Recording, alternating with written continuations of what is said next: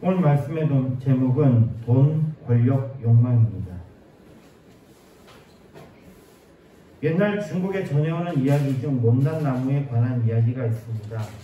한 성 밖에 가까운 곳에 정말로 쓸모가 없는, 그러면서도 아주 거대한 못난 나무가 있었습니다. 성 가까이에 거대한 나무가 있다는 것은 사실은 이상한 일입니다. 왜 그러냐 그러면 성이라는 것은 많은 나무를 필요로 합니다.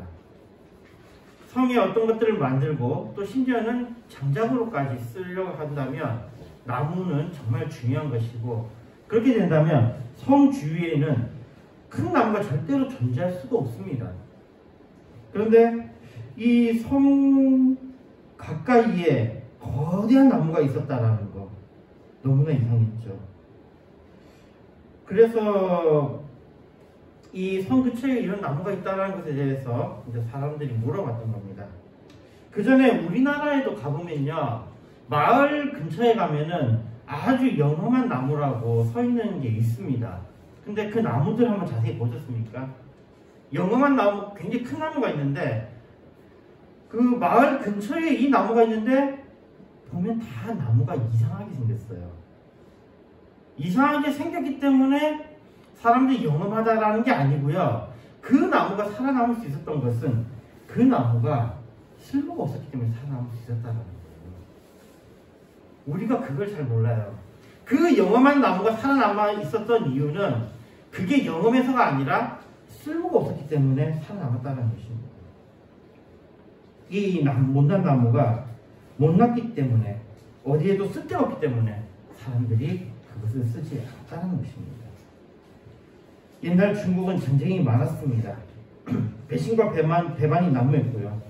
높이 올라가기 무섭게 목이 베이던 시절이었습니다. 이 못난 나무 이야기는요, 바로 이러한 시대에 큰 교훈이 되었습니다.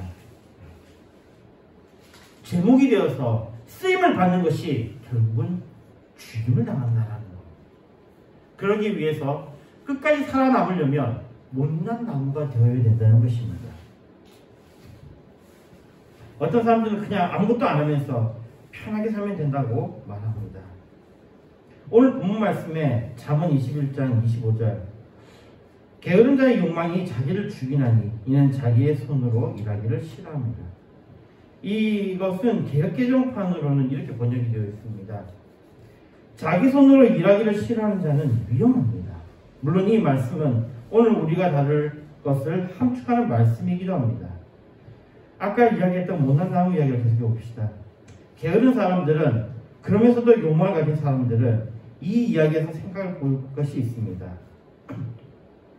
못나게 자란 나무는 처음에는 잘리지 않을 정도로 열심히 컸습니다. 여기에 집중해야 합니다.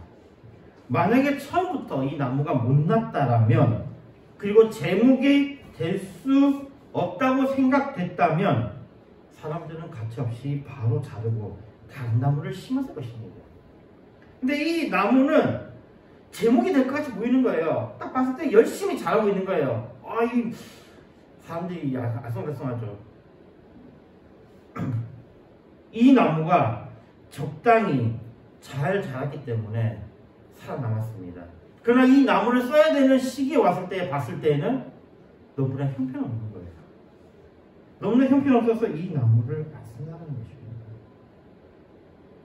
여기에 적당히라는 것이 정말로 중요합니다. 처음에는 기는 것도 필요하고 필요 이상의 과장된 아부도 요구됩니다. 언제까지입니까? 그 나무를 자르는 것이 더 손해일 때까지. 우리나라 사람들의 그 직장에 관한 이야기를 이렇게 하는 걸 들어보니까요, 우리나라의 신입사원들은 정말로 뛰어난 인재들이래요. 학교에서도 굉장히 높은 점수를 받은 사람들이고, 뭐 자격증이 한두 개가 아니에요. 영어부터 시작해서 외국어를 여러 개를 하고, 뭐 컴퓨터도 되게 잘하고, 모든 것에 다 익숙한 사람들이래요. 근데 이 사람들이 회사만 들어오면 어떻게 됩니까? 월급 루팡이 된다 그러죠. 그러면서 이 높으신 분들은 여기에 대해서 굉장히 불만을 가지고 있습니다. 근데 사실 우리나라의 직장인들이 가장 지혜로운 자들이죠. 왜죠? 자기 열심히 하면 어떻게 됩니까? 들어쓰임을 받으면 결국 마지막에는 제목이 돼서 날아가요. 우리나라 사람들이 다른 나라에 비해서 직장에서 수명이 긴 이유가 바로 여기 있습니다. 그리고 대기업에 가보면 평균 연령이 낮잖아요. 그 평균 연령이 낮은 이유는 뭐예요? 제목이 있기 때문에 거기에. 잘 나가는 사람이 있기 때문입니다. 잘 나가는 사람 때문에 어떻게 되는 거예요? 그 잘 나가는 사람들 때문에 진짜 제목들이 어떻게 되는 거죠? 잘 나가는 사람들은 잘리고 뭐 쓰기 위해서 잘리고 그리고 그 사람 급에 해당하는 사람들도 잘리고 결국 뭐만 남아요? 못난 나무들만 남는다라는 거예요. 못난 나무들 우리가 봤을 때 한심한 사람들 이런 사람들이 남아요. 이 사람들이 끝까지 남는다는 겁니다. 근데 바로 여기에 처음부터 지혜가 있었던 거예요. 열심히 살아가면 안 됩니다. 그리고 또 하나 더 내가 어느 정도 되기 전까지는 열심히 살아야 됩니다. 이 두 가지가 같이 가야 돼요. 이게 굉장한 지혜죠. 최고가 되면 최고의 위험도 감수해야 합니다. 악한 사람의 신임을 너무 받으면 역사의 범죄자가 될 수도 있거든요. 못난 나무의 이야기의 가장 중심은 바로 사람을 믿지 말라는 것에 있습니다. 우리가 깊이 새길 필요가 있는 이야기입니다. 제가 이 이야기를 들으면서 한국 사람들이 정말로 지혜로운 사람들이다 라는 생각을 정말 많이 하게 됩니다. 한국 사람들은 사람을 믿지 말라는 이것을 정말 몸소 실천하는 것 같아요.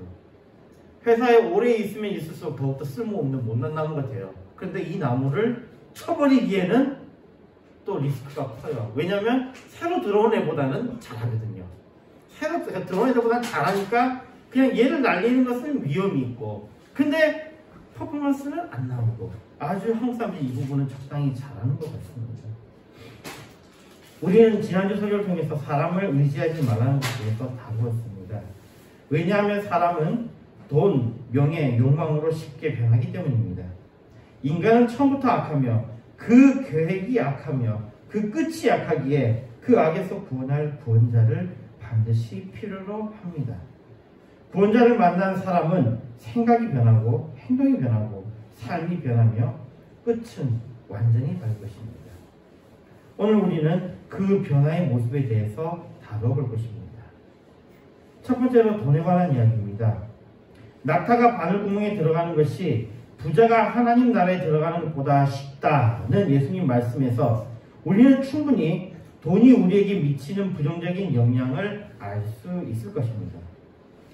이렇게 이야기하면 또 어떤 사람들은 인간에게는 문제가 없는데 돈이 그렇게 만든다고 말할지 모르겠는데 계속해서 언급해 왔지만 문제는 사람입니다. 지난주 설교에서 언급한 바 타인의 악함이 안 보인다면 그 사람이 나보다 낮은 위치에 있거나 저보다 동등한 위치에 있기 때문에 라고 말하는 것은 인간은 비교적 더 큰 힘을 가지게 될 때 그 악이 명확하게 보이기 시작한다는 것입니다. 돈이 인간을 악하게 만드는 것이 아니라 악한 인간이 돈을 가지게 되므로 좀 더 자신의 자유를 얻게 되는 것이고 그로 인해서 자신의 악을 더 보이는 것입니다. 설교에서 수차례 언급을 했지만 또 언급할 것은 앞으로도 계속 언급할 것은 그리스도인은 그렇다면 부자가 되면 안 되는 것인가에 대한 답입니다. 답은 명확합니다. 그리스도인은 부자가 되어야 합니다. 그것이 물질적인 것이든 마음적인 것이든 부자가 되어야 합니다. 사실 부하다는 것은 절대적인 것이 아니라 상대적인 것이기 때문에 부자에 쉽게 도달할 수 있습니다. 예를 들어 어제 내가 만 원을 가지고 있었는데 오늘 내가 2만 원을 가지고 있다면 어제에 비해서 오늘의 나는 부자입니다. 어제 내가 시험에서 10점을 받았는데 오늘 내가 15점을 받았다면 어제의 나에 비해서 오늘의 나는 더 성공한 것입니다. 문제는 인간은 이렇게 앞으로 더 나아갈 때에 자신의 교만이 더 앞으로 나온다는 것입니다. 결과적으로 부자가 되는 것이 더 성공한 사람이 되는 것이 더 교만한 사람으로 만들 확률이 압도적으로 높다는 것입니다. 그렇다면 만약 자신이 없다면 부자가 되는 것을 피하는 것이 자신의 구원을 위해서는 더 유익할지 모르겠습니다. 그럼에도 성경에 등장하는 많은 믿음의 조상들은 부자였습니다. 그리고 그들은 우리에게 부자임에도 믿음의 사람이 될 수 있는 비밀을 알려주었습니다. 그 비밀은 바로 겸손한 사람이 되는 것입니다. 나의 것이 나의 것이 아니라 원래 주인의 것으로 고백하는 것입니다. 베드로전서 4장 10절에 말씀합니다. 각각 은사를 받은 대로 하나님의 각양 은혜를 맡은 선한 청지기 같이 서로 봉사하라. 청지기, 즉 맡은 자, 관리자로서 살아가는 것이 우리를 돈의 노예가 되지 않게 하는 것이며 우리의 악이 자라지 않게 하는 것입니다. 그리스도인은 부자가 될 수 있습니다. 부자가 되어야 합니다. 부자가 되어도 됩니다. 그러나 청지기의 자세를 지녀야 합니다. 이 모든 것은 하나님께서 우리에게 맡기신 것입니다. 마태복음 5장 3절에 말씀합니다. 심령이 가난한 자는 복이 있나니 천국이 저희 것입니다. 그리스도인은 부자임에도 심령이 가난한 자입니다. 그래서 천국을 소유한 자들입니다. 이 말씀은 헬라어로 마카리오이 호이 부터코이 토 푸니마티 코티 아우토네스티 헤 바슬리아톤 우라논이라고 기록되어 있습니다. 여기에 가난이라는 단어에 집중해 봅시다. 헬라어에서요, 이 가난이라는 단어를 보통 두 가지를 사용합니다. 아까 여기 마카리오이 호이 부터코이에 나오는 그 바로 부터코스라는 이게 이제 절대적인 가난을 의미합니다. 또 다른 가난은요, 페네스라는 단어가 있습니다. 이것은 상대적인 가난이에요. 이 부터코스와 페네스의 가장 큰 차이점은 뭐냐면요, 부터코스는 이 가난으로 인해서 죽을 수도 있는 것을 이 부터코스를 이용합니다. 페네스는 상대적인 것, 내가 다른 사람에 비해서 상대적인 것. 우리나라 사람들은 가난하다 그러면 어떤 거예요? 어디에 해당하는 거겠습니까? 우리나라 사람들이 가난하다 그러면 우리는 페네스예요. 딴 사람보다 내가 가난한 거예요. 그런데 저기 굉장히 어렵게 사는 사람들에게 있어서 가난이라고 하는 것은 부터코스예요. 이 사람들은 진짜로 먹을 것이 없는 사람들, 진짜 힘든 거니까요. 이 말씀에서 가난한 자는 절대적으로 가난한 자를 의미하고 있습니다. 이 가난은 정말로 없음으로 인해서 물이 없고 음식이 없어서 생명의 위협까지 당하는 그 가난을 표현할 때 쓰는 단어를 바로 여기에 심령이 가난한 자는이라는 의미에서 여기 사용합니다. 상대적인 페네스가 아니에요. 부터코스예요. 절대적으로 정말로 없어서 그 심령이 가난하다는 게 정말로 없는 거예요. 이 가난에서 이 부터코스라는 이 단어가요, 가난이라는 말과 함께 비천하다라는 의미가 있습니다. 근데 그걸 넘어서 더 중요한 의미가 있어요. 이 부터코스가 뭐냐면 바로 겸손하다라는 의미가 있습니다. 겸손하다. 겸손하다라는 것은 바로 절대적으로 가난한 것을 겸손하다라는 것입니다. 예수님의 가르치심의 역설은 우리가 절대적으로 가난할 때 주님은 우리의 구원자이시며 그 구원자를 붙잡는 자들은 가장 소중한 하나님의 나라를 소유한다는 것입니다. 부자가 됩시다. 그러나 절대적으로 가난한 자가 됩시다. 다시 말해 겸손한 자가 됩시다. 두 번째로 권력에 관한 이야기입니다. 돈을 원하는 사람만 변화시키지만 타락시키는 선택권이 있지만 권력에는 권력자의 명령을 거역할 수 있는 선택권이 없습니다. 그래서 권력은 돈보다 더 강력한 것입니다. 다른 자들이 나의 말에 따라, 나의 의지에 따라 움직이는 것은 인간에게는 최고의 짜릿한 경험입니다. 그래서인지 인간을 타락시키는 더 강력한 힘을 가진 듯이 보입니다. 사실 정확하게는 인간의 악을 더 강하게 드러나게 합니다. 권력이 악이라는 것은 우리는 역사를 통해서 충분히 보았고 지금도 뉴스에서 다른 사람의 이야기에서 심지어는 내 삶에서 겪고 있습니다. 어디 가도 절대 끊이지 않는 지긋지긋한 차별, 여자와 남자를 차별하고 신과 경력자를 차별하고 청년과 노인을 차별하고 이러한 차별은 권력에서 나옵니다. 강제할 수 있는 힘에서 나오는 것입니다. 개인적으로 공산주의를 너무도 싫어합니다. 그와 함께 왕정도 싫어합니다. 귀족이 있는 것도 싫어합니다. 특권층이 있는 것이 싫습니다. 그래서 더욱더 민주주의에 대해서 집중하는 것 같습니다. 교회에 대해서도요, 그래도 저는 다른 어떤 교회보다도 장로교를 좋아합니다. 왜냐하면 장로교는 민주주의를 채택한 교단이기 때문입니다. 장로교가 왜 민주주의냐에 대해서는 이렇게 볼 수 있습니다. 가톨릭 같은 경우에는 교황, 추기경을 비롯해서 계층구도를 이루고 있습니다. 그러면 장로가 없는 다른 교단들 봅시다. 침례교 이런 데를 봅시다. 이런 데는요, 기본적인 구조가 이겁니다. 성직자와 신도를 구분하는 겁니다. 성직자와 신도. 그럼 이 성직자는 뭐냐? 마치 하나님의 대리자와 같은 그런 위치에 있게 된다는 것입니다. 그런데 이 종교개혁이 일어나면서 장로교회는 3중구도, 정확하게는 2중구도를 갖게 됩니다. 어떤 거냐면요, 하나님이 계시고 그리고 그 밑에 무엇이 있냐면 목사를 비롯한 장로들이 있습니다. 그리고 그 밑에 신도가 있어요. 근데 이것은 다시 왜 2중구도라고 했냐면 하나님과 성도들만 있는 거예요. 이게 장로교입니다. 장로교가 지금 채택하고 있는 그 장로들이 바로 우리가 국회에 해당하는 분들이에요. 국회의원에 해당하는 분들이 바로 장로들입니다. 그 체제를 유지했던 게 바로 장로교예요. 뒤집어서 이야기하면 장로교의 체제가 그대로 적용된 것이 미국의 민주주의입니다. 장로교가 그대로 적용된 것이죠. 그래서 제가 계속 이야기하지만 민주주의는 기독교의 사물이라고 이야기하는 거예요.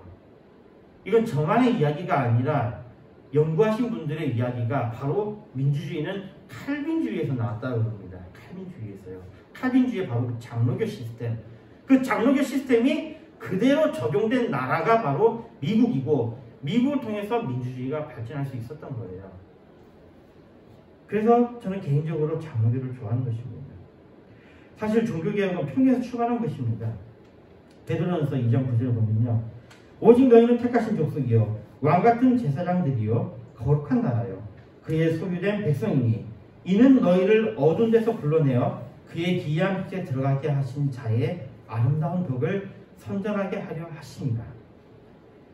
성경은 우리를 왕같은 제사장이라고 말씀합니다. 하나님과 우리 사이에는 예수 그리스도 외에는 아무것도 없습니다. 디모데전서 2장 5절에 말씀합니다. 하나님은 한 분이시요 또 하나님과 사람 사이의 중보도 한 분이시니 곧 사람이신 그리스도 예수라. 이 말씀, 이것을 분명히 말씀하고 있습니다. 사람 위에 사람 없고 사람 밑에 사람 없습니다. 사람 위에 오직 하나님만 계실 뿐입니다. 마태복음 5장 8절에 말씀합니다. 마음이 청결한 자는 복이 있나니 저희가 하나님을 볼 것이며. 이것도 헬라어로 보면요, 마카리오이 카토로이 테 가르디아 곧 아우토이톤테온 옵선타라고 되어 있습니다. 여기에 청결함에 해당하는 헬라어 단어는요, 카타로스입니다. 카타로스입니다. 이것은 정결한, 흠이 없는 것을 의미합니다. 이 단어가 사용되는 그 용법을 보면요, 불가증 제사를 지낼 때 제사를 통해서 정결해지는 것과 연결입니다. 정결은 죄를 사함인데 죄를 사함으로 인해 진정한 하나님과의 관계가 회복되는 것입니다.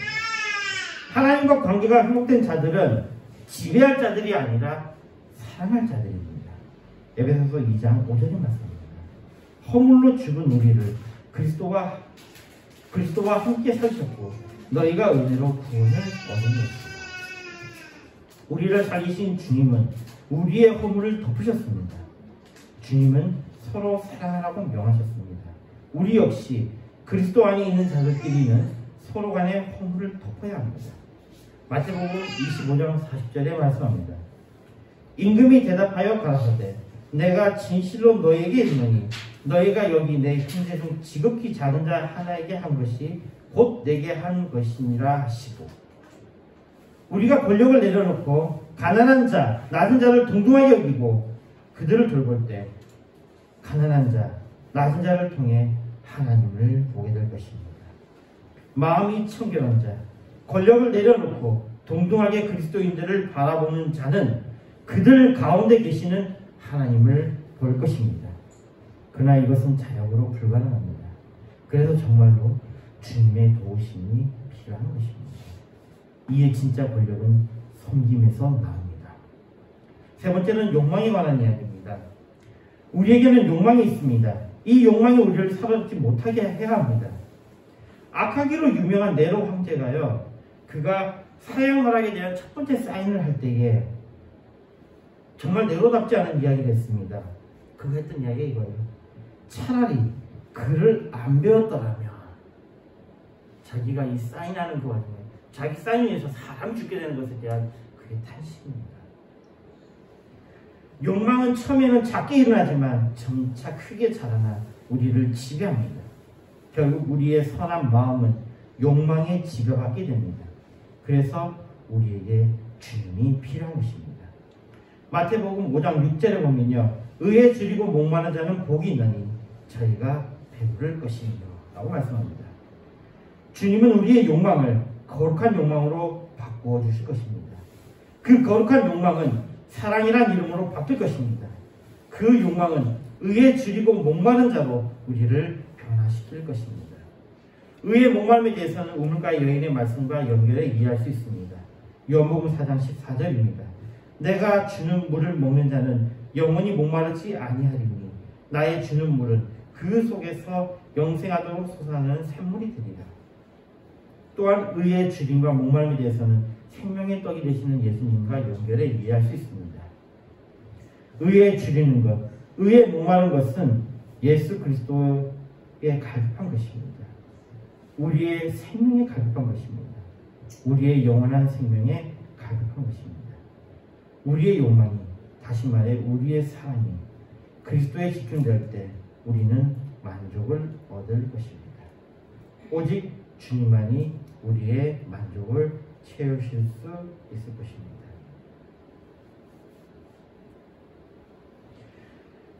말씀을 믿겠습니다. 오랜 세월을 살아남은 못난 나무에 대해서 대부분의 사람들은 제목으로 쓰이지 못하는 것으로 비아냥거리지만 그 못난 나무는 못남으로 인해서 가장 소중한 생명을 보존해 왔습니다. 제목으로 쓰여서 멋진 건축물의 한 부분이 되거나 아니면 멋진 가구가 되거나 하다못해 장작으로라도 쓰여야 되지 않는가를 세상 사람들은 말하지만 그렇다는 것은 나무에게는 먼저 죽음을 의미하는 것입니다.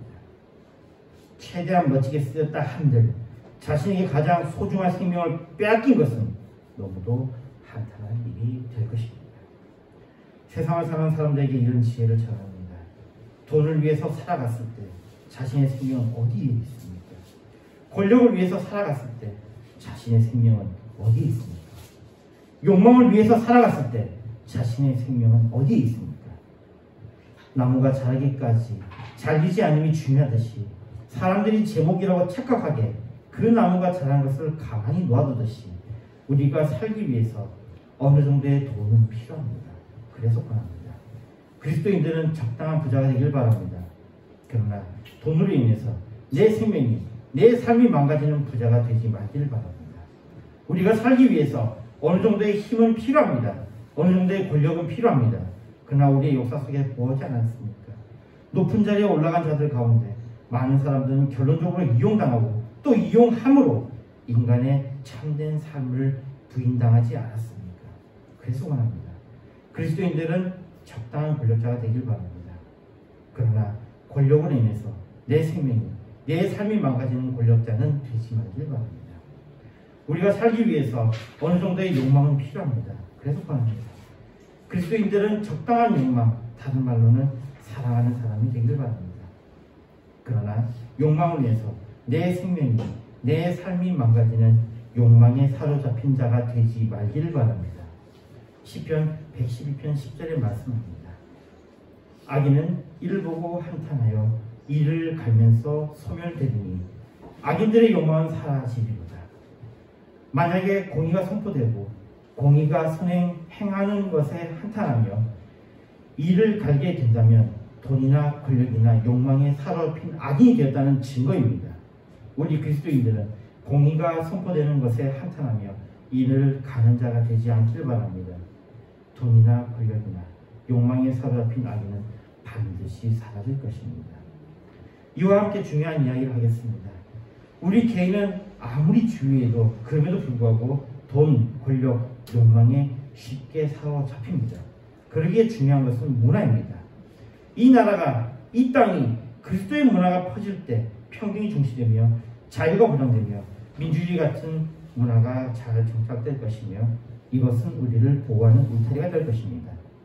참된 그리스도인들이 증가하면 우리가 잠시 곁길로 갈지라도 우리에게 경고하며 우리로 쉽게 돌아오게 할 것입니다. 이 나라가 그리스도의 나라가 되기를 기도하며 우리 그리스도인들이 주님의 공의를 위해서 열심히 살아가기를 바랍니다. 하나님의 영광이 임하는 이 나라가 되기를 바라며 그 하나님의 영광이 우리 위에 이르기를 소망합니다. 이사야 60장 1절에서 3절에 말씀합니다. 일어나라 빛을 발하라. 이는 내 빛이 이르렀고 여호와의 영광이 내 위에 임하였음이니라. 보라 어두움이 땅을 덮을 것이며 캄캄함이 만민을 가리우려니와 오직 여호와께서 내 위에 임하실 것이며 그 영광이 내 위에 나타나리니 열방은 내 빛으로 열왕은 비치는 내 광명으로 나아오리라. 하나님의 복이 우리에게 임하기를 바랍니다. 서로 인사합시다. 새해 복 많이 받으십시오. 기도하겠습니다. 하나님 우리 감사합니다. 새해를 맞이하여서 우리의 마음을 다시 바칩니다. 주님 올해 주님께서 인도해 주시고 주님의 복의 복을 받는 죄를 되게 하여 주시옵소서. 예수님을 기도했습니다. 아멘.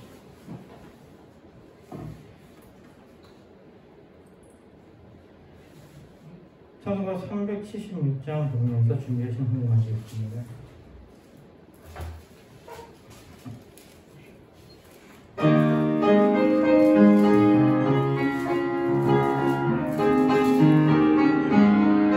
내 평생 소원이 없는 주의 나라가 이 세상이 열한 주 앞에 가리라.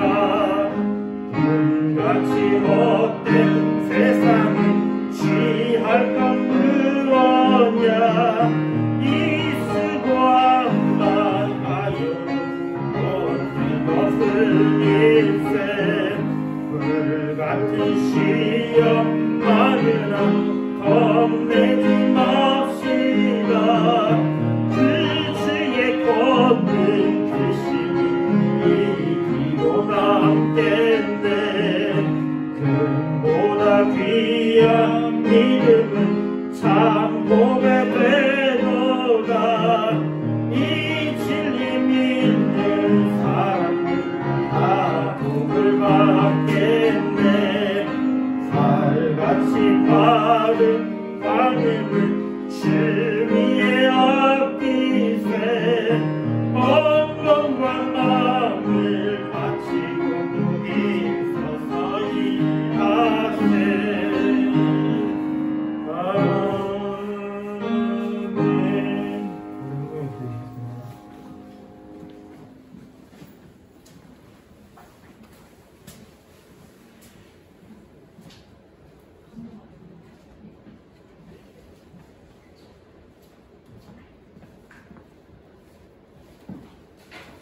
하겠습니다.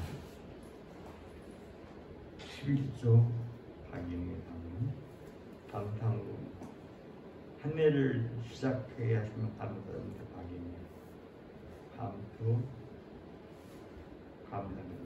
정령 최영 감사합니다.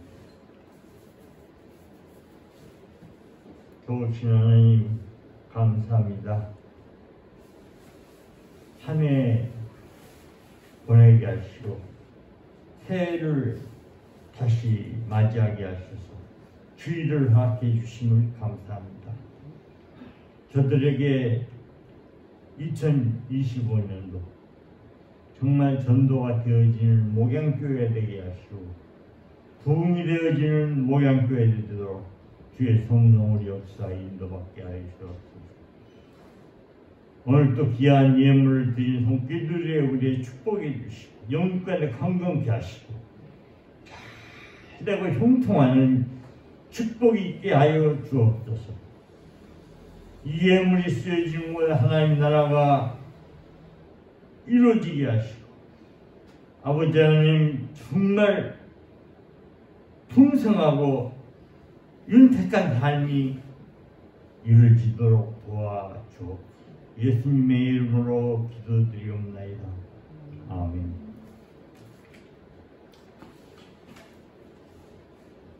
찬송가 1장입니다.